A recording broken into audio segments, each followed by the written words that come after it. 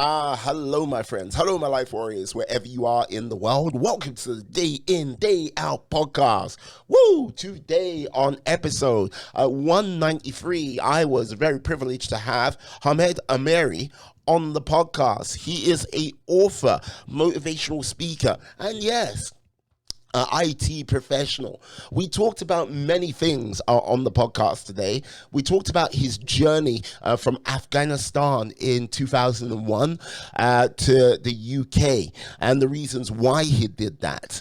We also talked about why he left Afghanistan and yes, how his mother stood up for women's rights, and that's what led them on that journey. We also talked about his book, The Boy with Two Hearts, and how that is being turned into a play, amongst many other things. I have to say it was a joy, a pleasure to speak to him today, and I look forward to speaking to him in the future.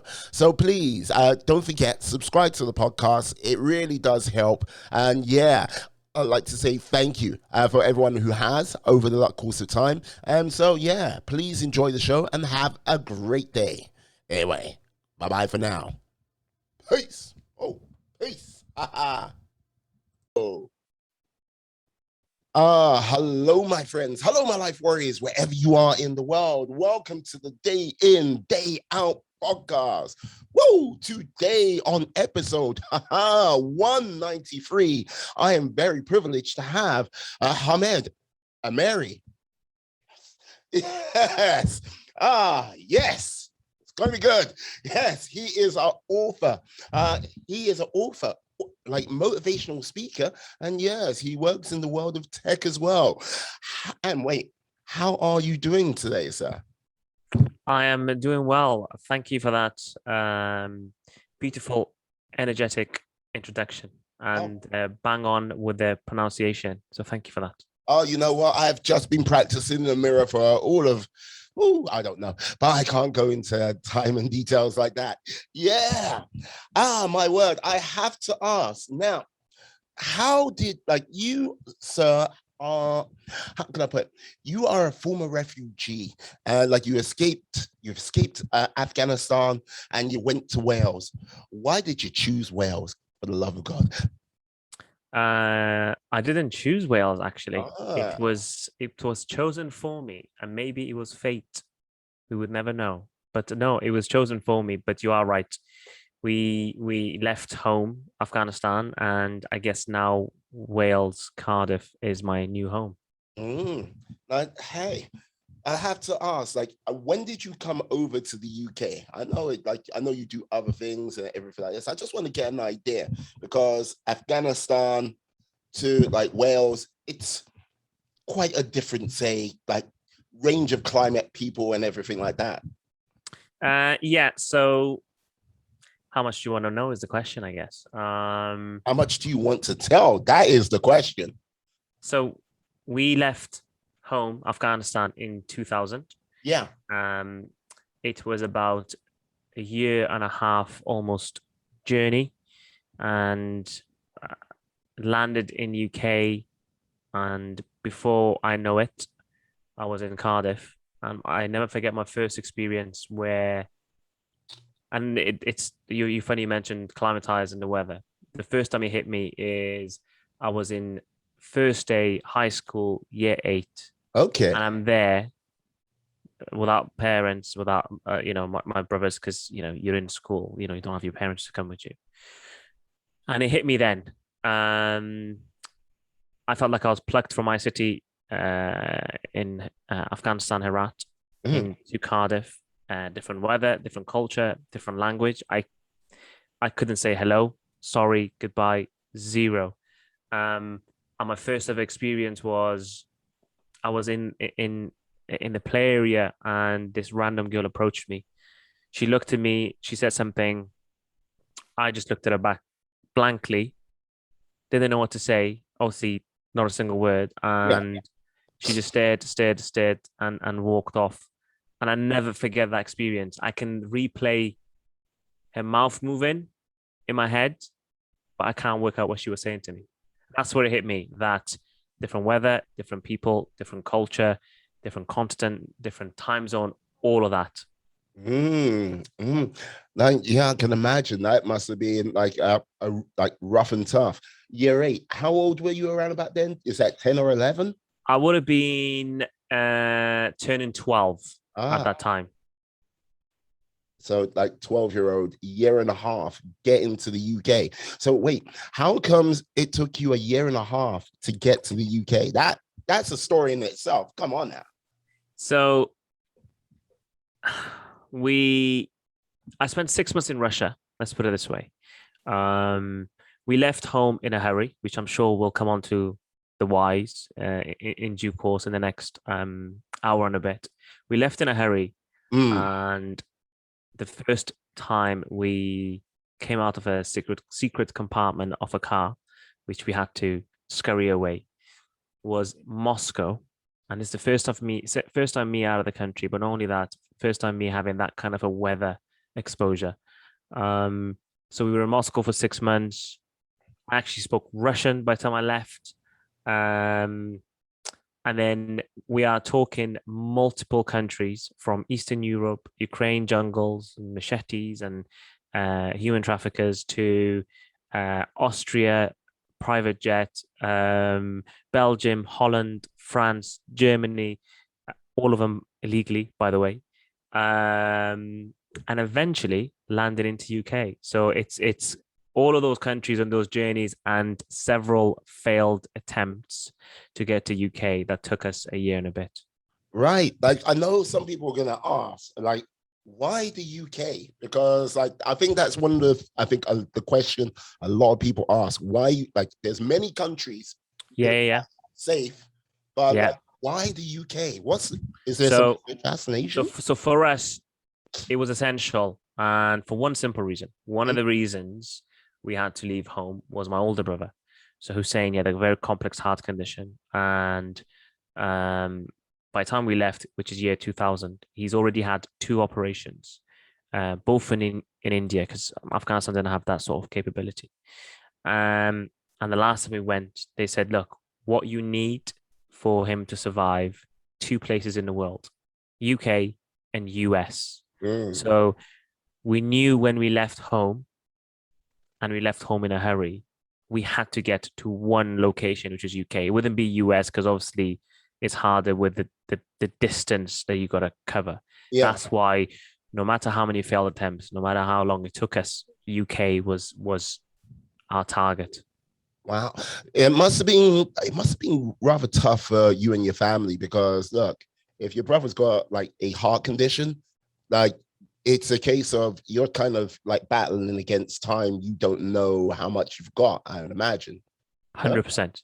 100%. So initially, the initial fear for us was leaving home and execution order against my mum because she simply spoke against women's rights and equality, Mm, which these days we talk about it on regular basis. She spoke about that. We left in a hurry, and as soon as we left Afghanistan and we were safe in a sense of they're not going to get my mum. The next thing was, as you said, the time and how quickly can we get to UK?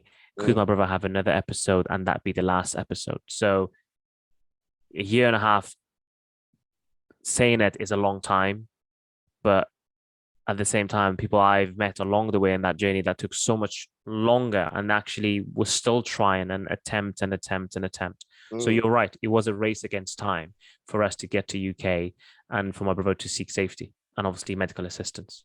Right.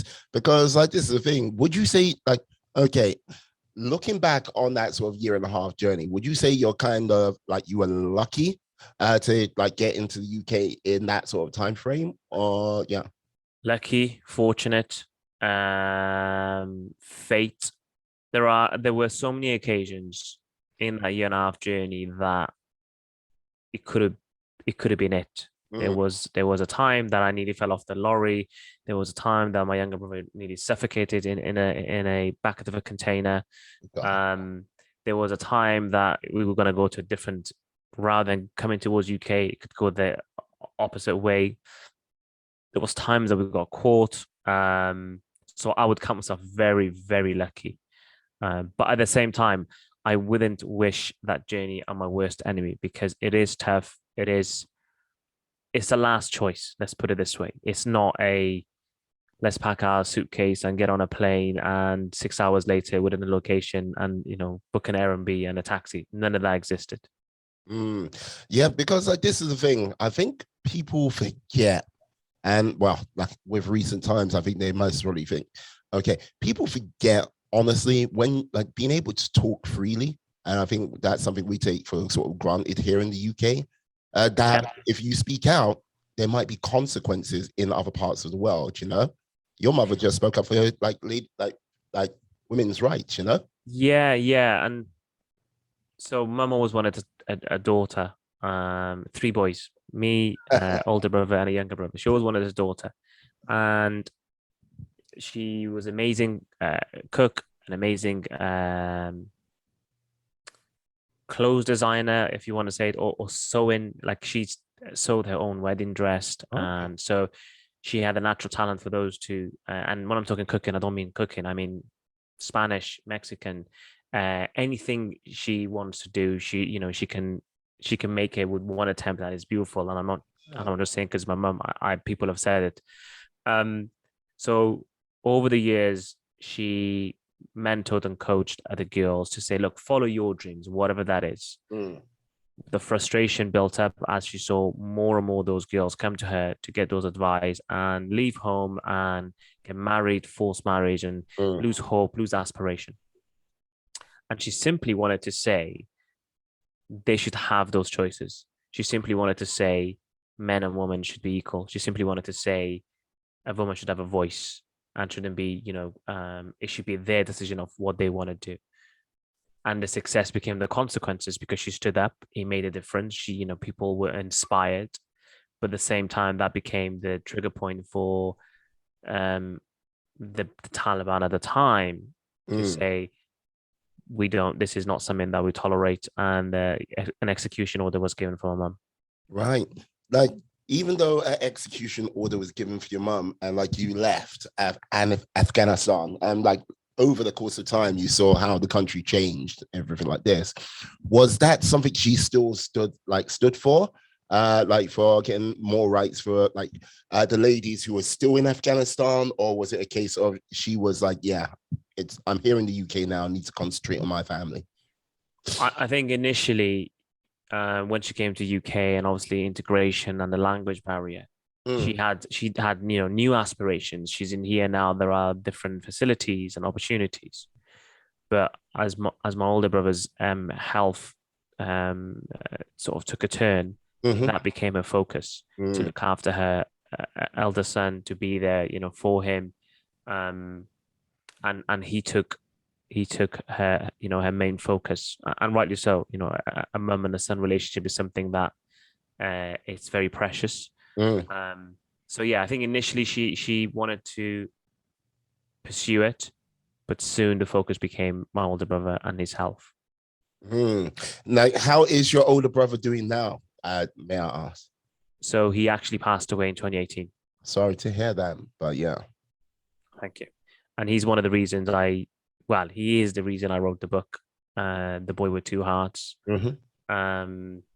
which has somehow becoming a huge positive and inspiring and a story of hope, which is being shared around the world. And in October this year, it is becoming into a play that has been shown for 23 nights, 23 shows in Wales Millennium Centre.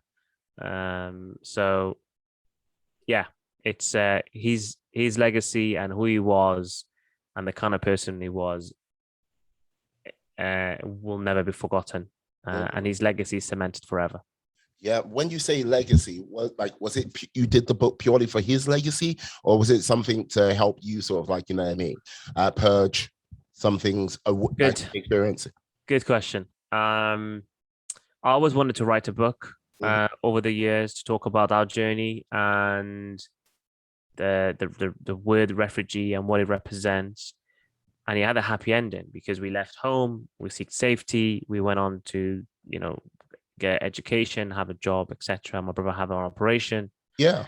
Um, but when I started to go to local schools and universities and organizations and talked about my journey, I didn't felt the need to write the book because I was getting the message out there.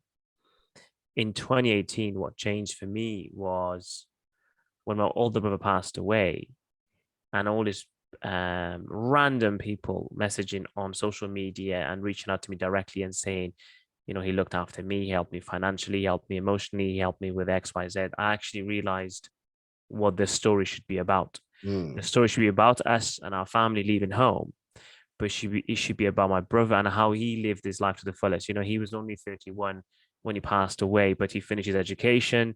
He went to create a company with his friend. He became a governor for NHS. He became a volunteer of the year in 2004. And someone said to me very early on, he achieved and done more than some people wish to do in their full lifetime. And that's what I knew. I got to write a book and dedicate it to him and the kind of person he was. I see, I see. Now, one of the things which I always like, I that's beautiful, by the way. No, but Thank you. yeah, no worries. But one of the things I always wonder, like when you say refugee, what does that like? There's one way people see it, but what does that mean to you? Is it different to what the sort of like the everyday like person like sort of goes, this is a refugee? What does that mean to you? Is there a difference? That's a good question. I think I'm seeing it from maybe my perspective. I think when people say refugee, it's a label, or in my opinion, it's a label that um he or she, this family are here to seek refuge. Mm, But underneath that, it's they're here to be on benefits. They're here to take out jobs. They're here with XYZ. But mm, the reality is, for me, there's a story behind the word refugee. I'm not a number, I'm not a stat.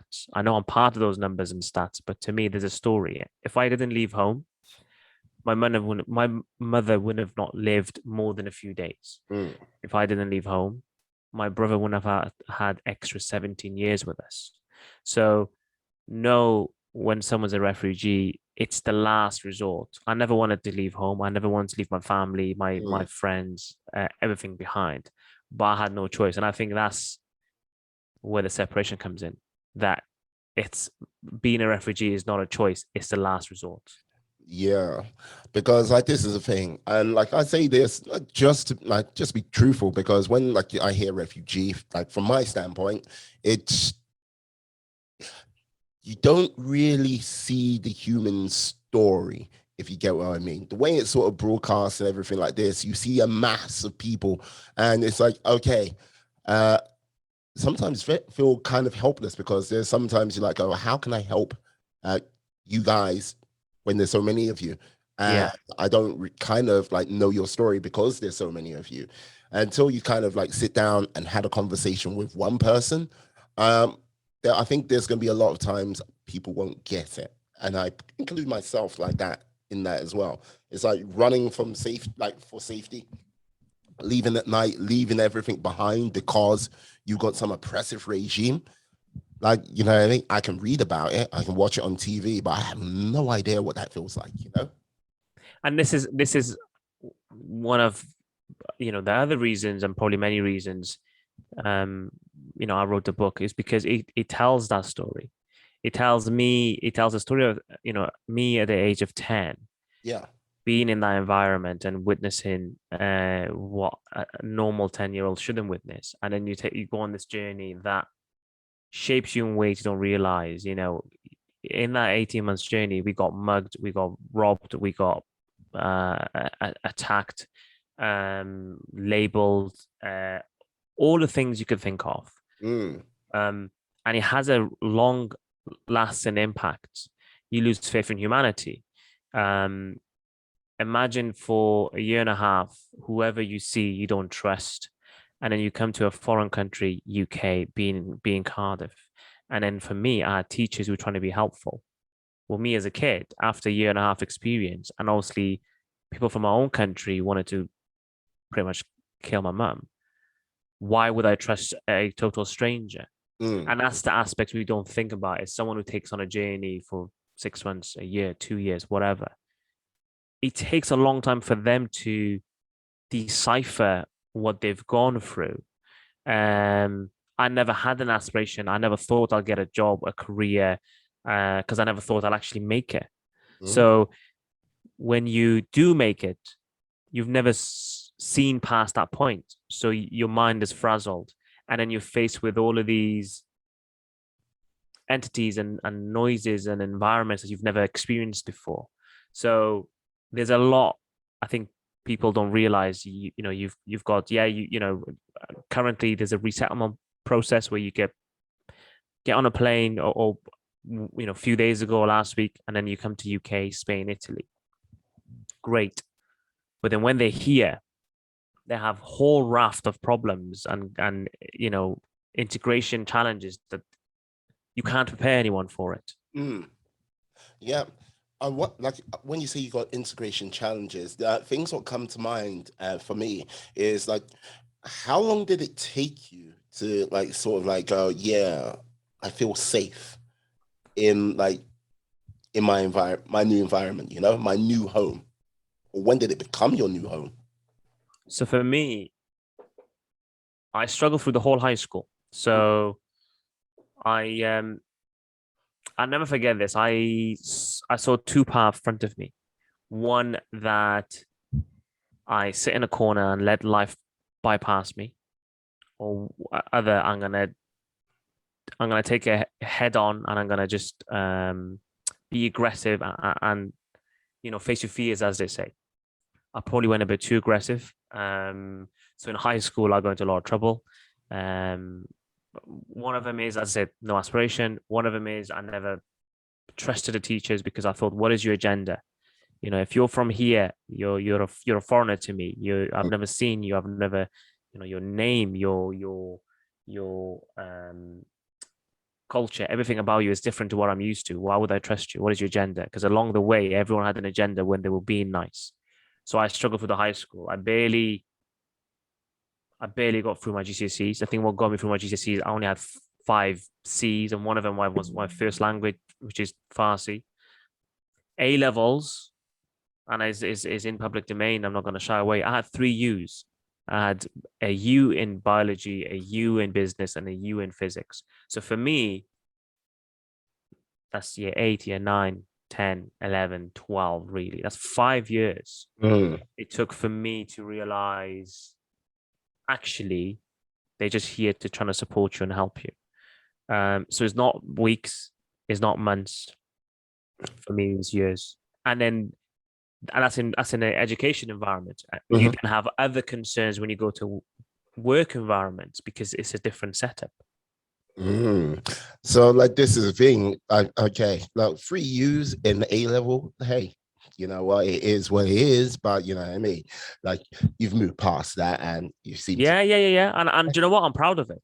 I'm Yeah. proud of it. I got 3 U's in A levels.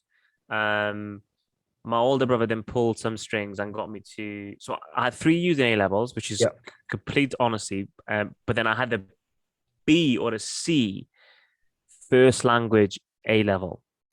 That does not give you enough UCAS points for people who are in the UCAS, who understand the UCAS system. Yeah. Local university started doing a foundation course for computer science, and they didn't have enough people, so they just wanted to fill in the classes.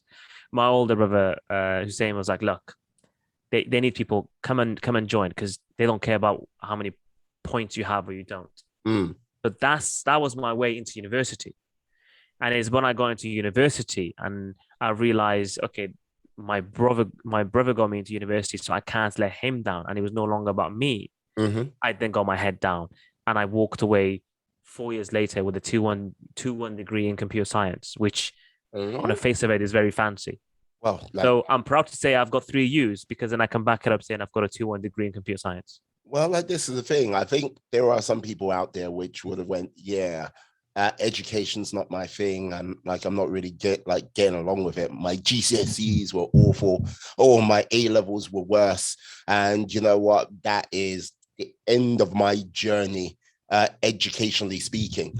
To like simply go like, okay, yeah, you might have been prompted by your brother to like go, come on, like do this like foundation course to like get into computer science. But there were a lot of people which would be like going, nah, like I'm gonna fail that already.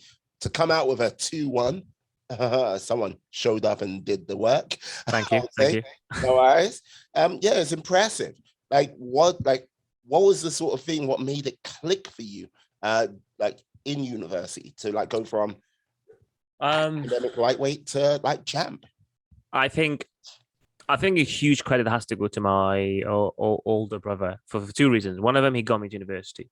Yeah. The other one, I'll never forget this. Uh, we're in the consultation room in Southampton Hospital. They're talking about the operation that he needs. Year 2006, I want to say. And they're talking about the success rate of 60%, and he'd be the 21st person to ever have it, ever. The youngest person to ever have this operation. And funny enough, the doctor says two places, Southampton and Chicago. No other place has this operation.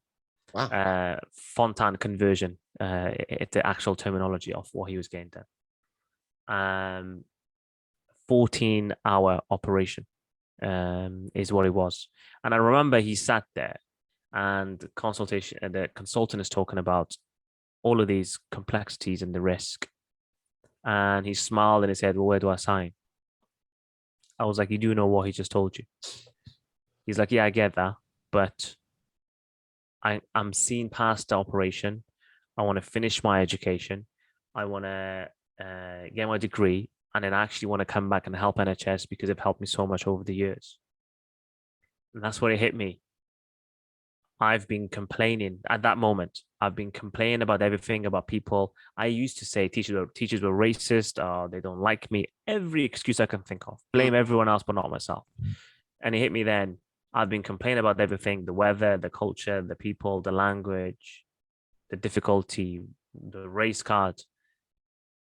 My older brother had all of those challenges because we came at the same time. We didn't speak English. He didn't speak English. But on top of that, he was dealing with a failing heart, Mm. and he could see past those and wanted to get on and give something back. So when I did get into university, it then hit me then that, you know what, if my brother can do what he's doing, I can see past it and you want to give back. And how often do you get a chance to have a free education, to, not let my parents down? All of those that should have hit me when I was in high school hit me when I was in university. So I stopped messing around. I got my head down. I put on loads of weight because I was just spending time in university, morning to evening, eating junk food, but just wanted to get the stuff done. And probably aside of me, I wanted to prove people wrong in school because they lost faith in me during school because I was the troublemaker. And they labeled me, you'll be a troublemaker. And I think when I got to university and I saw my first results, I wanted to go back to university and I wanted to slap my education results, not in an aggressive way, to my teacher or some teacher Yeah. who told me, and I'll never forget this, a science teacher told me, you're going to be a failure, you're going to be a nobody. And I wanted to go back and say to that teacher, look, I actually got a degree in computer science, so don't write me off. So many reasons, but I think for me, the instigator was my older brother. Like this is the thing. So would you say your older brother like gave you a sense of like finding gratitude for what you had in Yes, comparison? 100%, because he could do that, and he had more challenges than I did. And I think someone says, "Oh, who's your role model?" and all of this stuff. To me, he was my older brother. He achieved all he dreamt of, and along the way, he helped so many people, strangers, family members, myself. He inspired me to to get back to education and get a degree and have a job. And that drive that he gave to me when I got into education, he never stopped. And that's why I've had a successful career in IT, because every organization I've worked, I want more. I want to push myself more. I want to do more. I want to be the first. I think my quote is, I want something bigger, something different, something scary. And I say, why? Because that's the only way my brain works. I need to push myself. Otherwise, if it's normal and steady pace, I don't like it. It needs to be chaotic because my brain prefers, which is probably not a good thing, but that's what my brain prefers these days. uh, it likes the high pace, what a I do. frantic situations can provide. Exactly. Not so much chaos, but it just likes, yeah. It's hello, here comes a challenge. Bring it on. Exactly.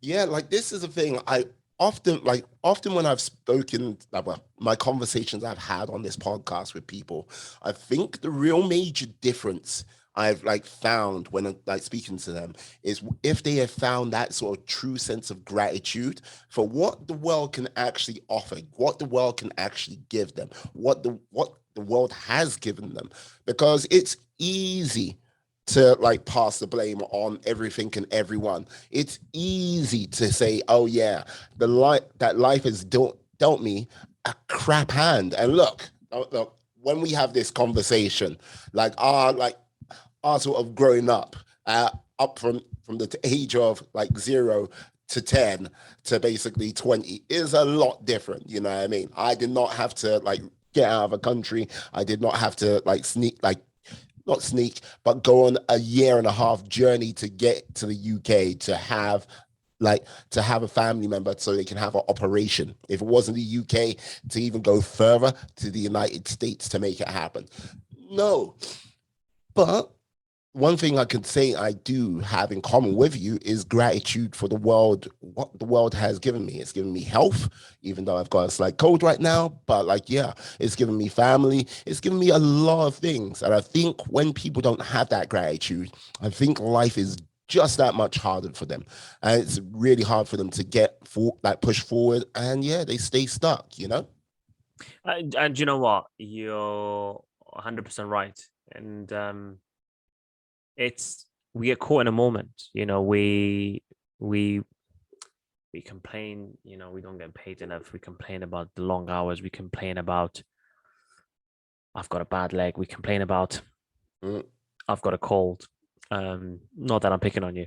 I think you are. Stop it. But but I was watching the Paralympic, and which is obviously on, and it's been on for the past few weeks. Yeah. And when you watch a Paralympic and you see these athletes, um, I was having a conversation. They were like, "Oh, they're really inspiring." And I said, "Why is that?" And I knew why I asked, but I wanted to hear. They were like, "Well, it put things into perspective." And I said, "So what do you mean?" Well, like I complain that my leg hurts, and I see an athlete who hasn't got a leg, and they are competing at the highest level and breaking world records. Mm, And it's exactly what you just mentioned. It's sometimes we need to take a moment and look around and say, actually, I have a roof above my head. I have a an NHS that it's there for me to call. I have clean water that comes from the tap. okay. Um, I have a switch that I can switch on or off, and the light comes on. There are people right now around the world that don't have those. Mm, But I think because we're in the midst of it, we forget about it. And every now and then we need to be reminded. I remind myself. So I've complained. I'm not saying I'm saying that I've complained. I don't get paid enough. The hours are long, and I'm tired, and it's all of this stuff. And then I remember myself. I say, well, hang on. You came to this country with zero money. You one pair of clothes. You had to. The people they used to give us vouchers, not money to buy stuff. We used to give clothes from the charity. Now I can buy my own clothes. So stop complaining about I don't get paid enough, because 15, 16, 17, 20 years ago, I wouldn't care about that. I just cared about safety. I yeah. cared about, being able to sleep somewhere. Along the way, I cared about seeing the next day. So you're right. It's we have gratitude of what you have, but also what you don't have.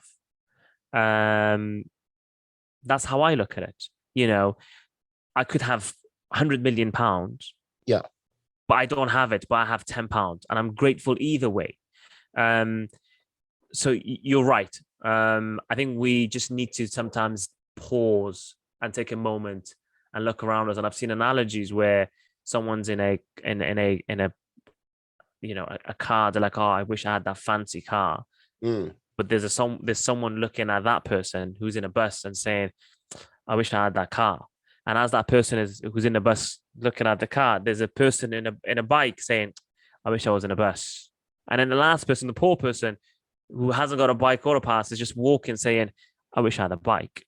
They're all looking at each other at the same time, but the person who's looking at the right and saying, I wish I had that, are not taking a moment and looking at the other direction and saying, I've actually got a car. I'm in a bus. I've got a bike. Mm. I can walk. All of those. And I think you're 100% right. That's exactly what it is.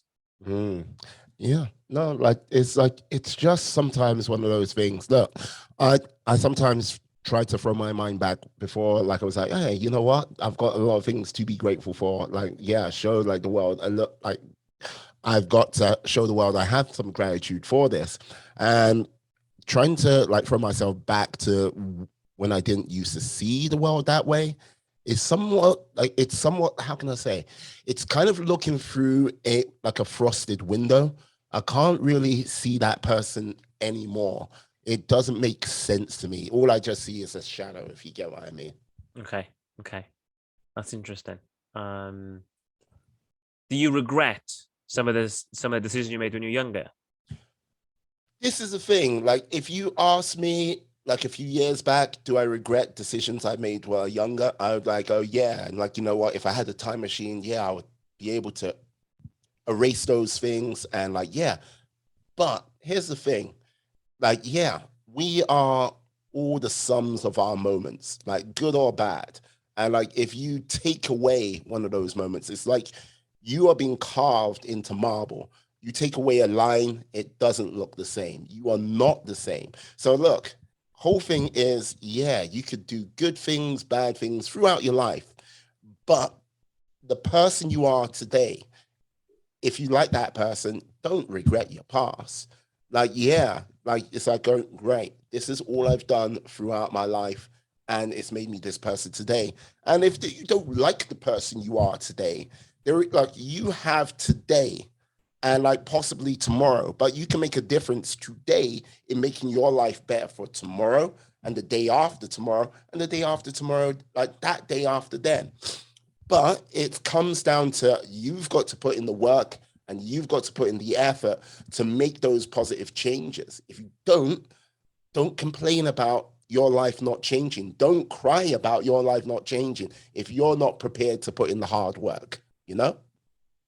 I love that, and I couldn't agree anymore.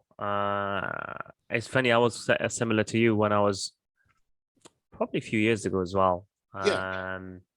I said, yeah, there's a lot of stuff when I was younger in school I regret, but I think I've come to acceptance, I guess, to say if I didn't do those actions, good or bad, I probably wouldn't be who I am today. So they shaped me to who I am today. And am I comfortable in my own skin today? Yes, I am. Then maybe it was meant to be. Maybe that's just a lessons learned. Maybe I had to go through that to find my true self. Yeah. Um, that's interesting that we've got a similar reflection views.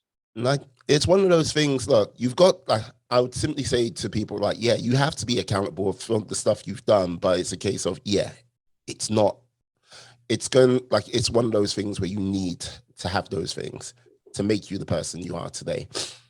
I just don't think enough people right now are sort of like going, yeah, they either dwell in the past Yeah, with that regret when you all you're meant to do with the past is look back, go, oh, I remember what I did there, and like if you're in a current situation, this is how I can use that memory or that experience, either personal or someone who's told you or learned from someone else's wisdom to make things better, so you can set up a better future. But what happens is people, like a lot of people, and like this is the thing, I'm not saying this is an exact science, but it's from what I've observed.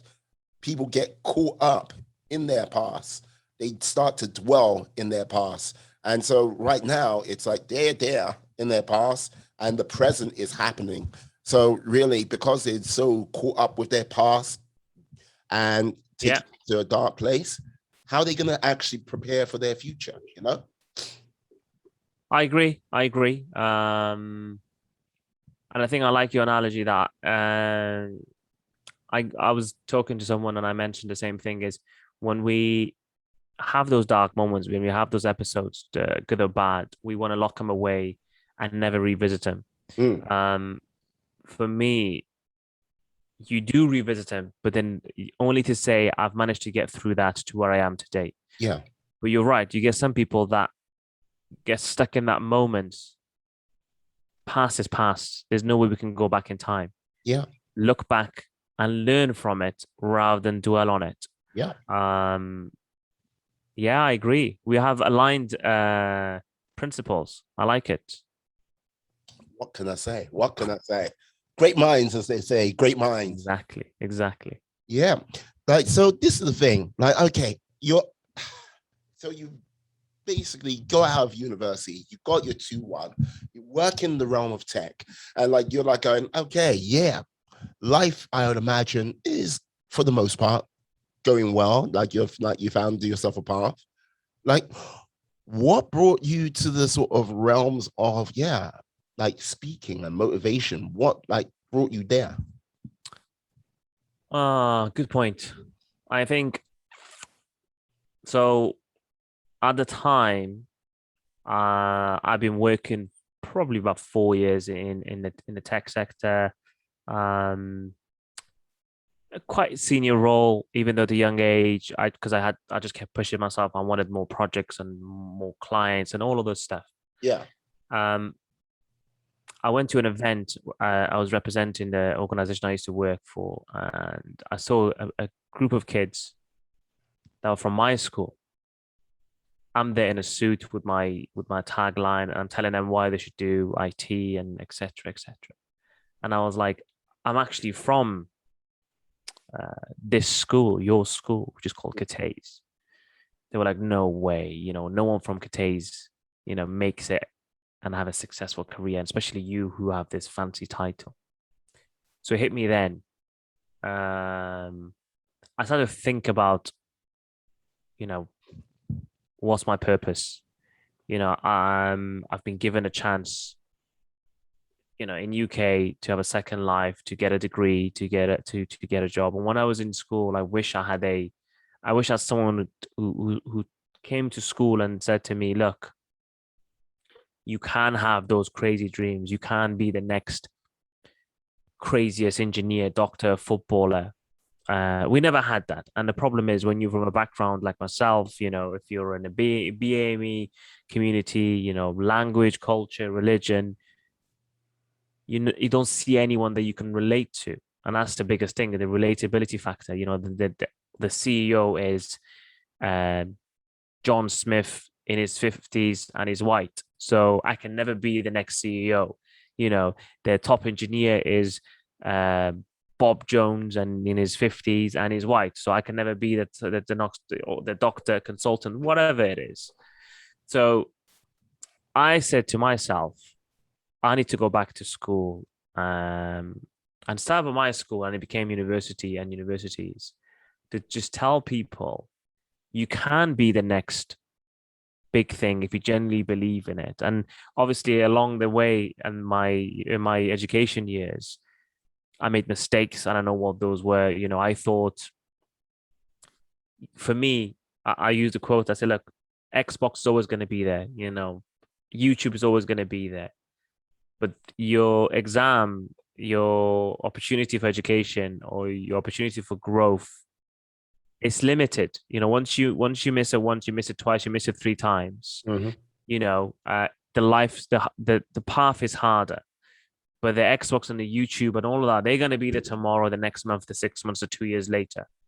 So I literally went back to school and I told people the do's and don'ts. And when you go to school and you tell them, by the way, I failed my A levels, I got 3 U's, I couldn't speak English, and I've managed to get a degree and have a successful career and that pays well. And, they let me travel to London and they pay for my expenses and all that stuff. It then inspires and a trigger in the kid who's 10, 12, 13 to say, well, if he can do that and he's at all of these challenges and I don't have half of those, then not only I can get to where he gets to, but I can surpass him because obviously he's got more challenges than I've had, and he realized it way too late. So for me, that was the instigator to simply go back and trying to be a positive role model. And I think other side of it was for me again, I was a bad person when I was young. Let's be completely honest, and I believe in good and bad. And if you're good, you go to a good place. If you're bad, you go to a bad place. So in my head, I had to balance the books somehow.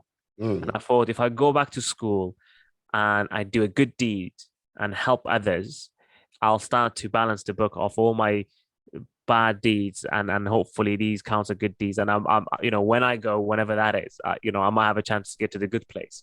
So they're the combination of reasons why I started to go back to school and universities, and I think that was the instigator. Let's put it that way. Like, do you find it sometimes strange, like with your sort of background and like your life experience, seeing that there are generations of kids here which can't actually see a path to socially move up in life? It's sad. It hurts me because that dedication, that mentality, that losing hope and aspirations, it's caused by many reasons. And one of them is simply no one from family or the community has made it that they can look up to. You know, if you usually get a speaker go to schools and universities, again, it's your John Smith in, 50s and 60s saying, hey, I'm a CEO of XYZ. And if you do great, you could be the next CEO. I'm sorry, if you're a kid and you're 12 years old and you're from, a BAME background and you look at John Smith, you're like, well, you went to private school, you clearly had, you had 10 A stars and you A levels, and you went to, like, I don't know, Oxford, Kingston, whatever university. Where for me is the exact opposite path. Is I'm not your typical CEO lookalike because English wasn't my first language. I didn't have A stars. I've never seen an A star, what that looks like. And that's what bridges the gap. That's where the link comes in. And they say, I feel there's a connection. I feel he's going for a similar path that I'm going. And I think that's where the gap is. Yeah, because like this is the thing, you might not be sort of like a sort of cookie cutter like CEO type, but like this is the thing, you just talking to you now, you seem to have like a sort of passion, hunger, a drive behind you to like succeed. I don't know where did that come from, would you say? Was that from university? Was that from earlier? Or is that just something which is manifested more recently? I'd say combination of those. So I used to be really stubborn, and I've used these examples in schools. So I used to be really stubborn. I always wanted to be right and all this stuff. I was quite competitive, and then I started to realize actually the stubbornness and the competitiveness is a good habit and a bad habit. So the stubbornness became a habit that I apply in my life. That no matter how many times I hear no, it's a yes. The competitive is I always want to be the first in my family, in the community, in my organization. I want to be the first who does the best. I want to be the first to give back. I want to be the first to XYZ. So I started to apply mentalities that we have, but we don't apply. So there's a perfect example. and I've used this before. When we play game or games, so Mm. there used to be a a fish or whatever. You used to hold the phone. I used to go up and down. I used to go past those whatever. Okay, Any game that you yeah, used to play. Flappy Bird, I think it was I called. remember that game. Yes, I do. And I've said to people, the first time you played Flappy Bird, how far did you get?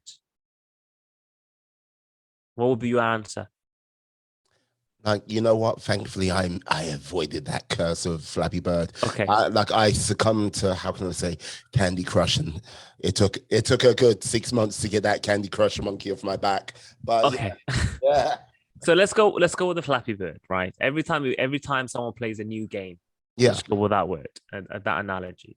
You try it, you fail it, you reset, you go again, you go again, you go again, you get your high score, then you say to your friend, obviously in the school environment, hey, look at my high score, you compete, etc., etc.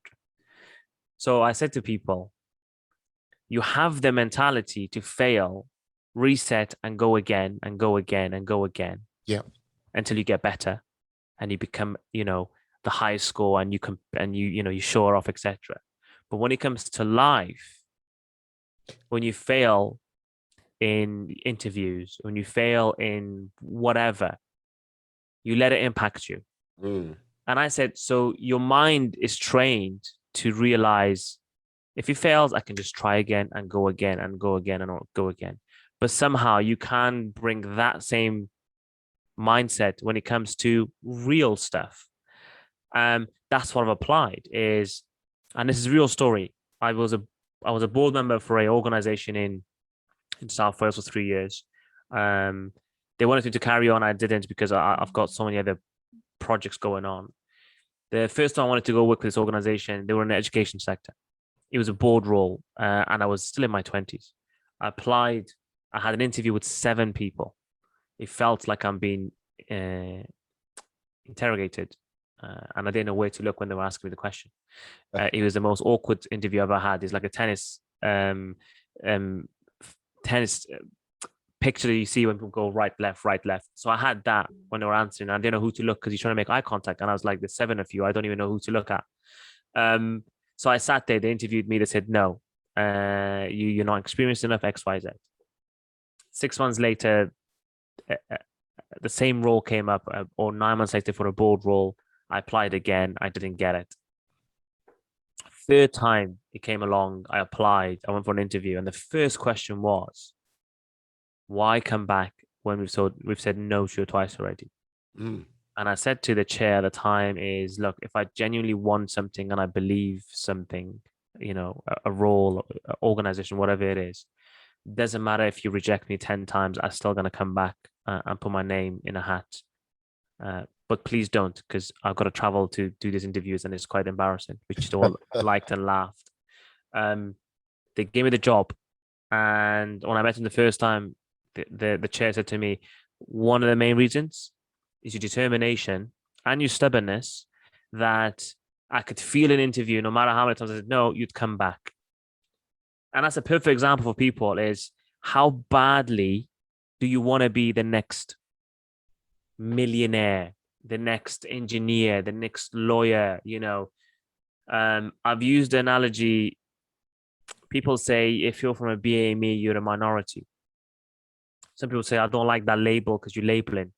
I've I've got a different way of saying it. It's like, I want to be a minority. And I say, what do you mean? I said, I want to be one in a million who's different. I want to be one in a million that makes it.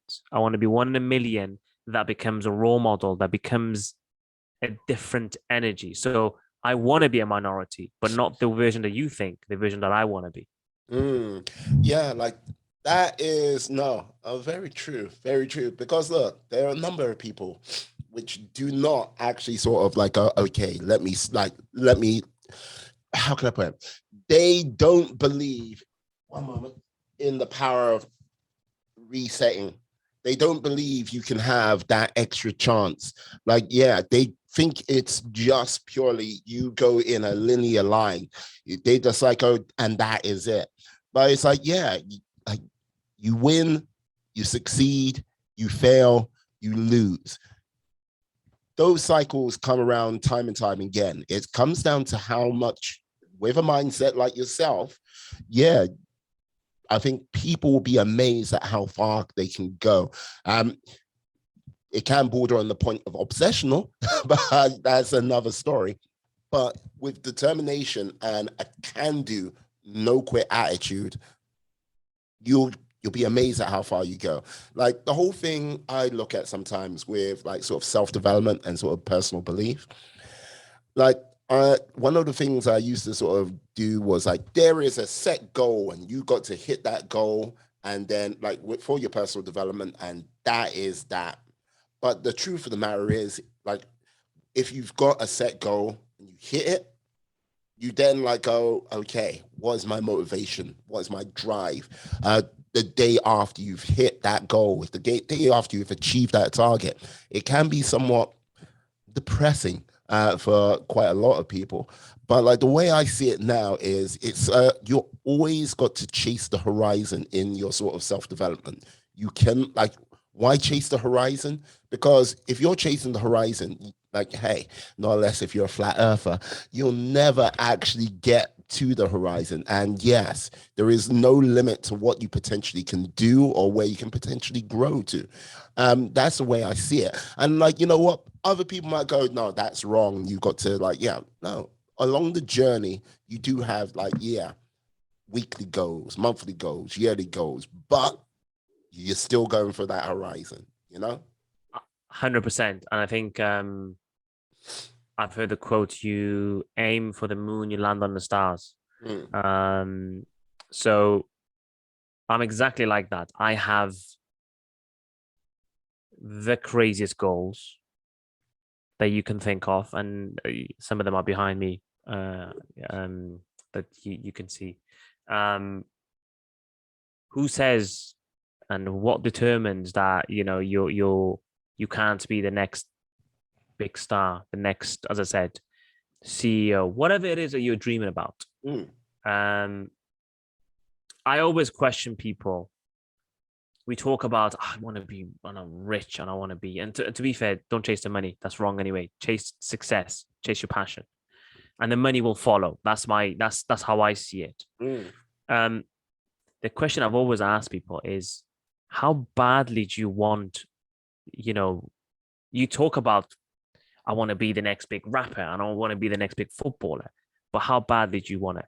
Would you sacrifice? Would you lose sleep?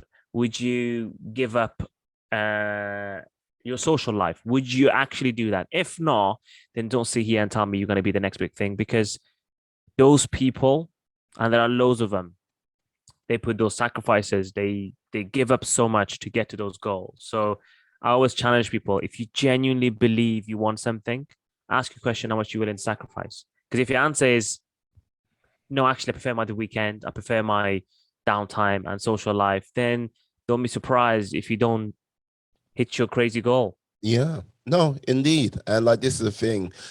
If the person is just saying and telling, or going should have, would have, could have, like the ultimate way is look, if someone goes, yes, I want to achieve this, if it's the start of their journey, go, okay, now start. Wait a day, wait a week, a month, a year, 2, 5, and go to them and go, yeah. So you said this. So what actions have you taken? Don't show me, don't tell me you're saying this, that, the other. Just show me what action you've taken. Like if you've done X, Y, and Z, then like, yeah, I can find people to help support you. But what actions have you taken by yourself? Yeah, exactly. Hold yourself accountable. Hey, always. I can sit here right now and I can look back of so many occasions that I know I could have given more. I could have done more. And that's on me. We're easy to judge others and blame others, but the reality is I could be sitting here and I could be blaming every person that I could think of to you. But I know internally it's my failing.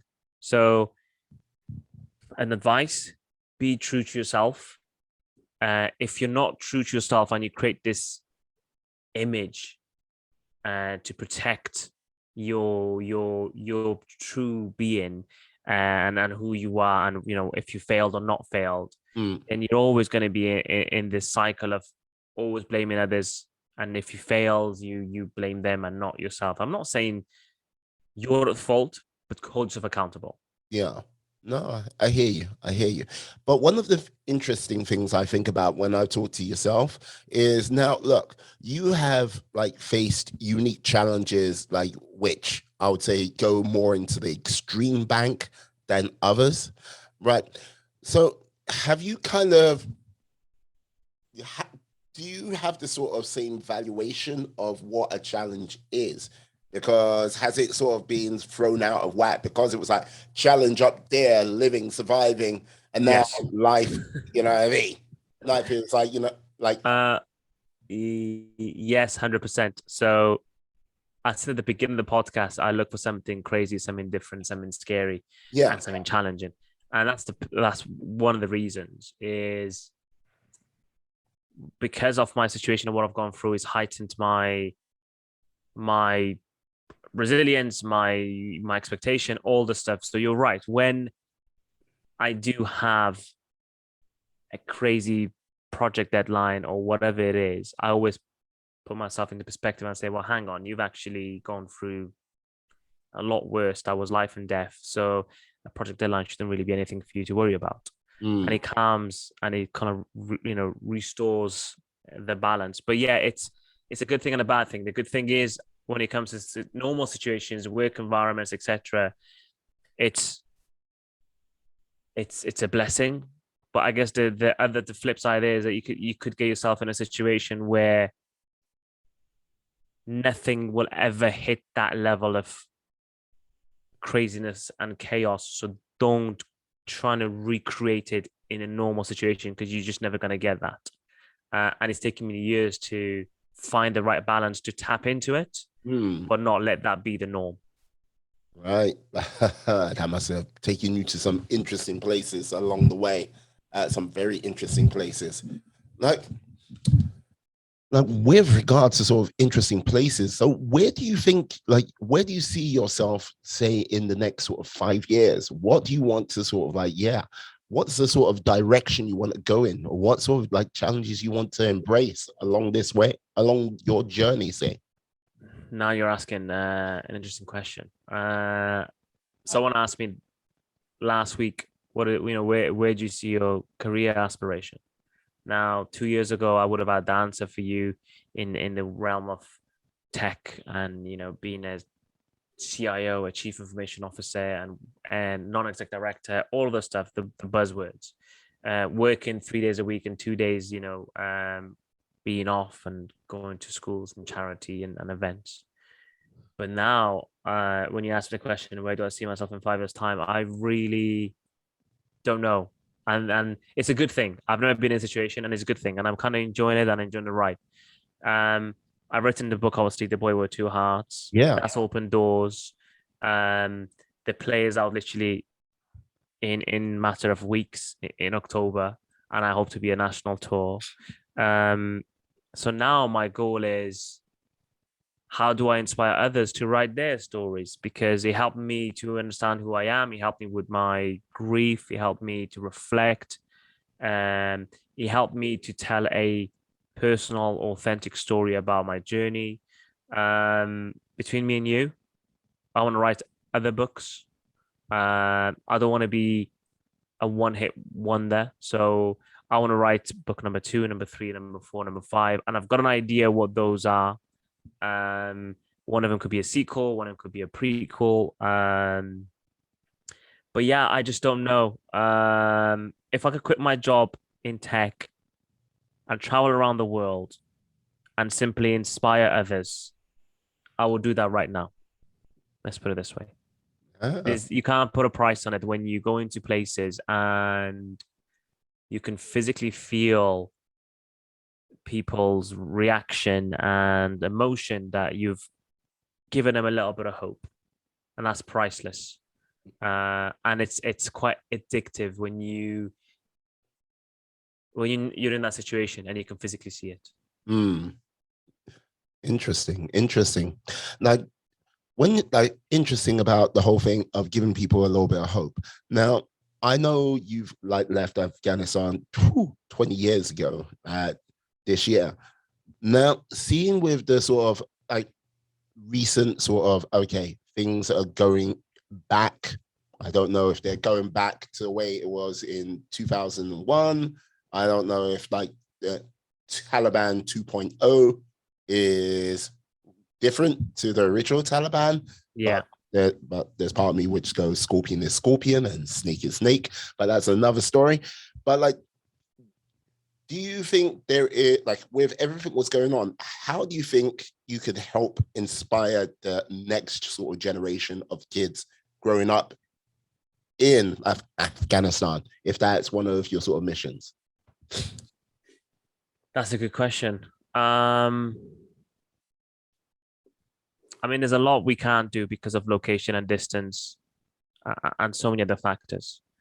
Um, rather than me sitting here and going into news outlets and social media and say, "Oh, it's doom and gloom, and we've lost all hope, and it's going to be how it was."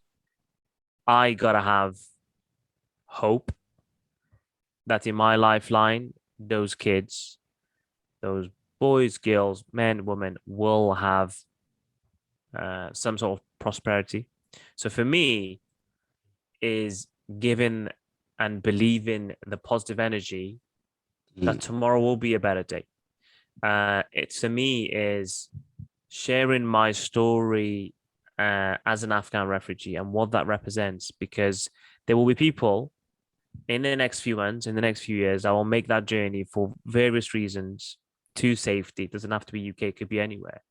And we will see another surge of news talking about refugees and how many have come across the border and the channel and all those negative views of the refugees taking our jobs, etc. And I want to educate people that a refugee is so much more, which is what we covered at the beginning.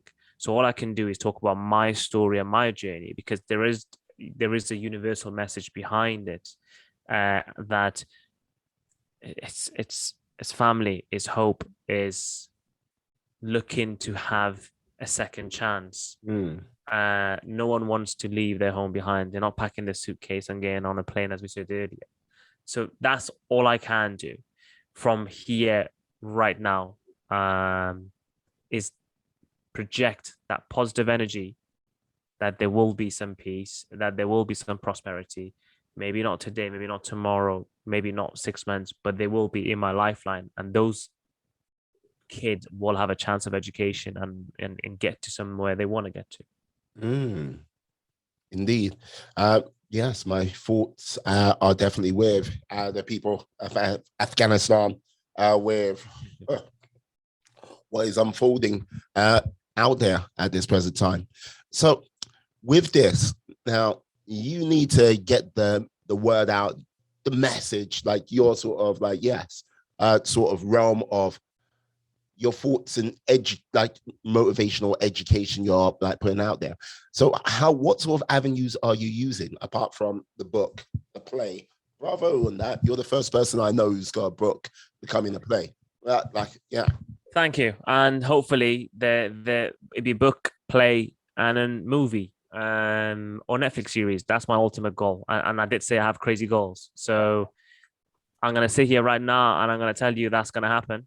And when we have a catch up, or when we our path crosses again, I'd be like, remember when I said to you there will be a Netflix or a movie? And you'd be like, oh wow, you did actually call that out. So for me, I think it's book, I think it's play, I think it's movie, I think it's platforms like yours, because it's your audiences and their colleagues and their friends and their families. I want others like me, because there are so many people like me out there that also want to listen to this and say, oh, he's openly talking about his journey and his struggles and his good days and bad days. So let me do the same. So it's the avenue of you giving me some of your time to talk on your platform. It's the likes of Twitter and Instagram. I don't use it for political purposes, but I simply go in there and project positivity, because these days, every time you go on social media, it's just negative and doom and gloom. You've Yeah. got COVID, you've got this, you've got that. So for me, however kind of platform I do have, um, is trying to portray and project that positive energy, just like my brother did when he was around. That live your life to the fullest, smile, chase your dreams, and know that we've got a limited time in this world. Leave something behind, that when you do leave, people will remember you for your good deeds and not your bad deeds. Mm, mm. Indeed. I like that. I like that a lot. Now, with this, like, okay, if you could, like, if there's a group of people you really wanted to connect with, who would that group of people be? Hmm. Does it have to be one group of people, or could it be a few? Well, like, this is the thing. It's like, tell you what, it's entirely up to you. It can be a few, it can be it could be a single group, it could be like a multitude. But like, yeah, who do you really like? No, let me rephrase that. Who do you really want to connect with to sort of get your message out there? I guess the people who, asking a tough question. I like that. It's making me think. Um, Anyone and everyone out there who wants to know about the true meaning of love, family, Mhm. and want to be inspired and have some hope. That's who I want to connect to. Excellent. So, can you tell me your definition of the true meaning of love? Now you're asking. Now these are like really. This is like your 5,960 question that you mentioned before we press record. Well, like, no, like, this is the whole thing. Like, you're the one who guided this. Like, I am now, like, I'm curious. True meaning of love. Yeah, your true, Being like, your definition. Yeah. being content. Mm. That's how I'm gonna say it like that. Being content. I think we use a lot of cheesy words and big words. Being content, Mm. being comfortable, and being content. I think there is. It's, and when I say being content, I genuinely mean it. You can pause and be content with where you are, who you're with, and what you've got. Um, to me, that's what it is. So if you're with someone who gives you that feeling that you're just content with that moment, no matter where you are, how difficult, if it's raining or not, that's the true meaning of love. Yeah. Interesting. Like that. Like that. Like, this is the thing. One of the things I'll go, okay, my slight difference on that.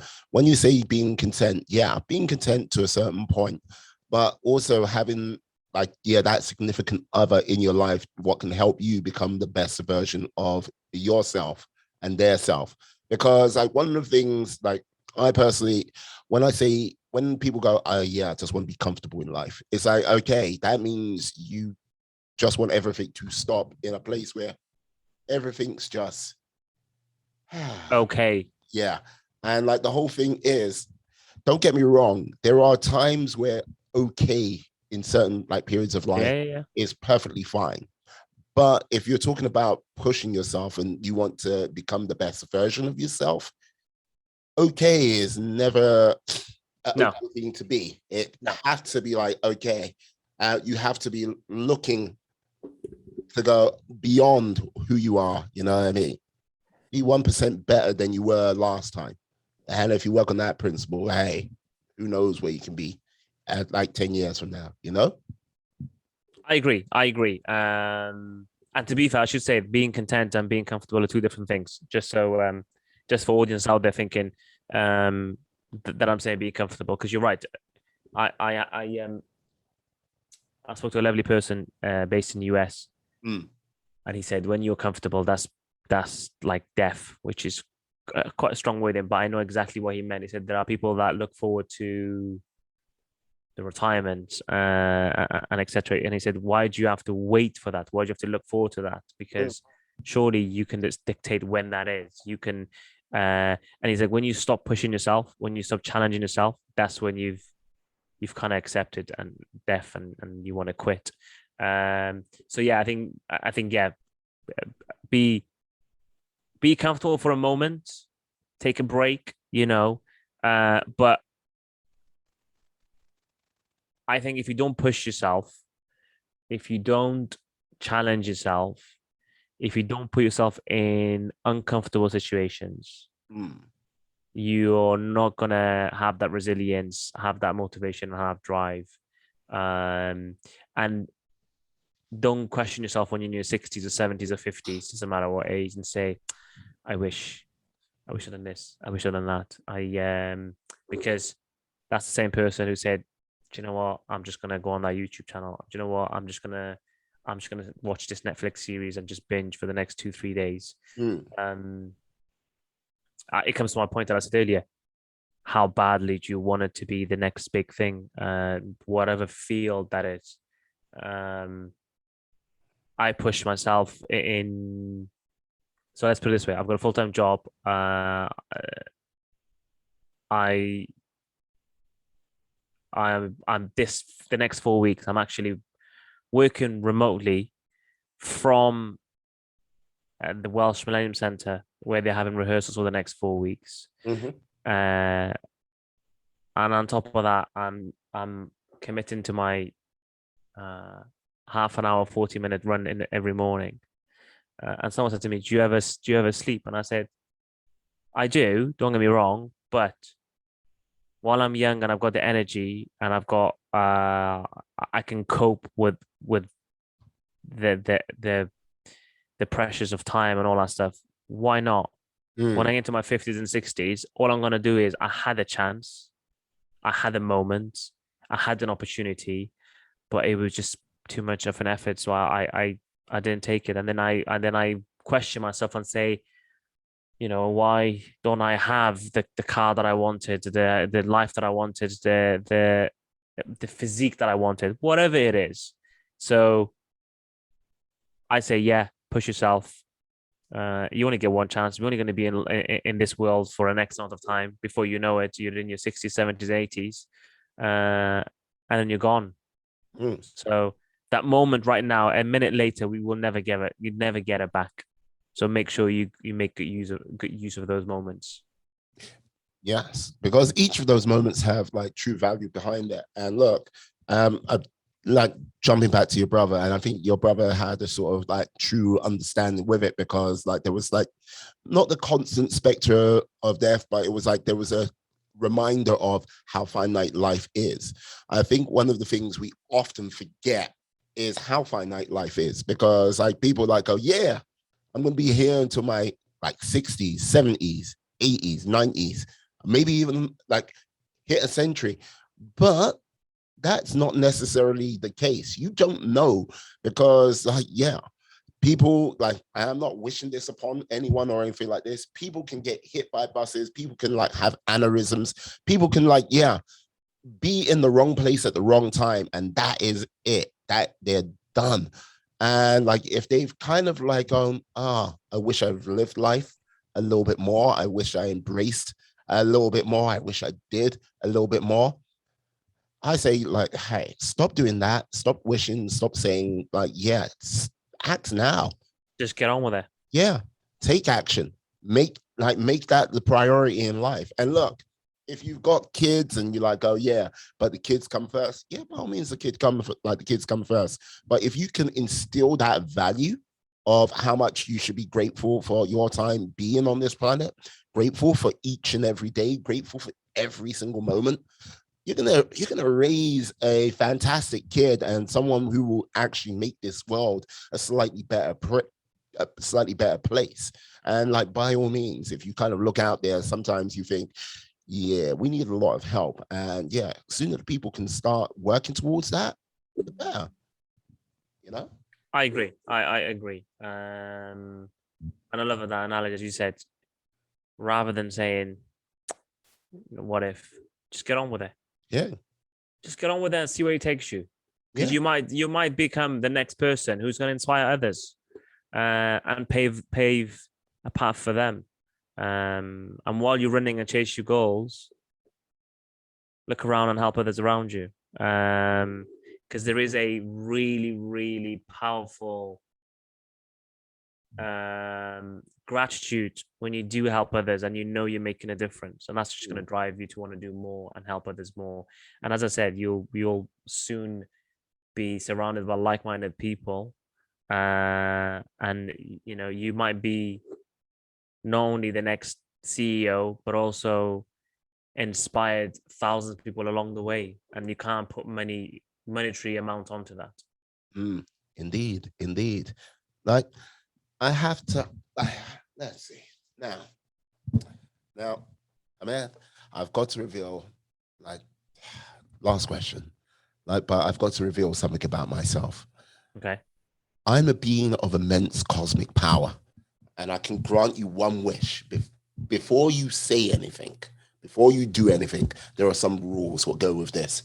You can't wish for many, like more wishes. You can't wish for an infinite amount of wishes. You can't write down on the piece of paper going, I wish everything on this piece of paper comes true. You cannot wish for world peace or like COVID to be gone. I've had to pull many a string. And yes, I've had to use the powers of Dolly Parton. And soon with the Delta variant, I'm going to have to most really use the powers of Beyonce. I can't be doing that. That is too much cosmic dealings on a daily basis. Now, what would you wish for?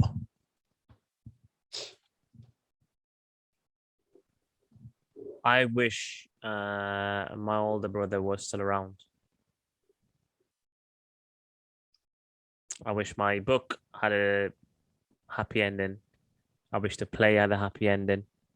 But yeah, I wish my older brother was still around, and he was here with me, um, sharing the happy ending of the book and the play.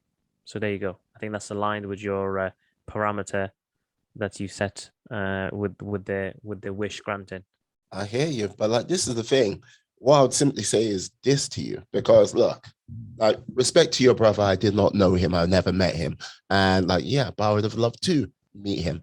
Like, look, you like he set forth on putting you on the path of like putting his legacy into place and like helping you along the way. He's helped inspire you to go out there and inspire others. With his passing, he still lives within like the positive actions you do on a daily basis. So like as much as he's gone, he's not. And as much as he might not be able to physically affect the world, he is. So you know what I mean? Your brother is the maybe he might inspire greatness within the next generation and the next generation and the next generation and so forth and so forth on. So like, yeah, your brother's done an outstanding job with yourself. And I think he's gonna like, yeah, with that, I think you're gonna carry the torch even further for him. 100%, 100%. And as you said, his legacy will live on forever. But hey, you asked for one wish, I'll give you my request. Like, hey, what I would simply say is this: like, I can grant you a moment to have that conversation with him, but I cannot bring him back. Sorry to say, but yeah. That's okay. But like, hey, man, look, you sir, you sir, you're being a guiding light with him, like by your side, with him supporting you. Hey, great things are gonna happen. Well, when he was around, he inspired me, and when he's not around, he's still inspiring me. And as you said, uh, he lives through me and through the book and the play and so on and so on. So I'm sure wherever he is, he's smiling and he's probably opening doors for things to happen. And as I said, I'm sure he's up there smiling and hopefully proud of me that I've made him into a celebrity, in this life. So hey ho. Well, like this is the thing. Like, if there's any example of what you're doing right now, I think yes. I think the answer would be yes. He would be proud of you. And by the time you're finished, you're done, like carrying the baton and passing it on to the next generation, on the next generation, kids after kids. I think yeah, I don't know. I think you'll be lost for words, to say the least. Let's look forward to those moments when it happens. In Um, but yeah, there you go. Hey, indeed, indeed. Nah, Ahmed, like, thank you very much for your time today. You have been absolutely brilliant. You have been a superstar. Like, can you tell the lovely people how they can find you, how they can get hold of you out on those interwebs? Good question. Well, thank you for having me. It's been an Oh, absolute pleasure and fascinating conversation, and kind of reflecting back on my path and my future path. Um, how to get hold of me? The best way I'd say probably is Twitter and Instagram. I should know him, but I don't. So look me up at Hamed Amiri 1989 for Twitter, and I want to say is Hamed.Amiri 1989 at Instagram. But I'm sure we'll put some sort of links when this episode is out. So people, if they do want to reach out to me, please do. I'd encourage them to go and read the book. You might have a sad ending, but you walk away with a smile and be inspired. And if you are around in October, including yourself, come to Cardiff and watch the play again. It's powerful, it's beautiful, it's funny, it's emotional, and it's relevant. So yeah, there you go. outstanding, outstanding. Yes, I will put all the like links in the description, in the show notes. So yes, please, yes, track him down, connect with him, and yeah, let's get his play and book out there to as many people as possible. People, excellent. Thank you, Hamed, for coming on today. You are a superstar, sir. Thank you for having me. Ah, brilliant, brilliant. And I'd like to say thank you to you, my friends, my life warriors, for sticking with us up until this point. Please stay safe, stay well, be awesome, be excellent, be fantastic, be all the positive bees you can be in this world, and then some. Have a great day, guys. Yes. Peace. And we are